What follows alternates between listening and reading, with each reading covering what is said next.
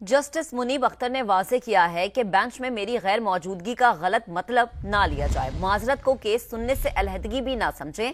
Registrar supreme court کو خط میں لکھا کہ کمیٹی کے گزشتہ اجلاس میں چیف جسٹس نے سینئر جج کی سربراہی میں بینچ تشکیل دینے کی رائے دی۔ اب بینچ کے سربراہ خود کیوں بنے، وجوہات سامنے نہیں آئیں۔ تفصیلات اسلام آباد سے سہیل رشید کی رپورٹ میں دیکھیے۔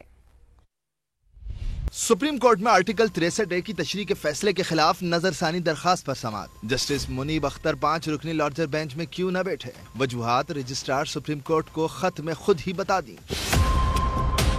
جسٹس منیب اختر نے لکھا، 5 رکنی بینچ 23 ستمبر کی ججز کمیٹی میں ترمیمی آرڈیننس کے تحت تشکیل دیا گیا۔ بینچز بنانے پر سینئر جج نے خط میں آئینی سوالات اٹھائے ہیں۔ چیف جسٹس قاضی فائز عیسیٰ نے سینئر جج کو جوابی خط لکھا لیکن آئینی سوالات کا جواب نہیں دیا۔ چیف جسٹس کے خط پر جو مہم چلی وہ افسوسناک ہے۔ جسٹس منیب اختر کے مطابق آرٹیکل 63A کیس میں نظر ثانی کے معاملے پر قاضی فائز عیسیٰ پہلی کمیٹی میں اقلیت تھے۔ کمیٹی کے گزشتہ اجلاس میں انہوں نے سینئر جج کی سربراہی میں بینچ بنانے کی رائے دی، لیکن اب خود بینچ کے سربراہ کیوں بنے، اس کی وجوہات سامنے نہیں آئی۔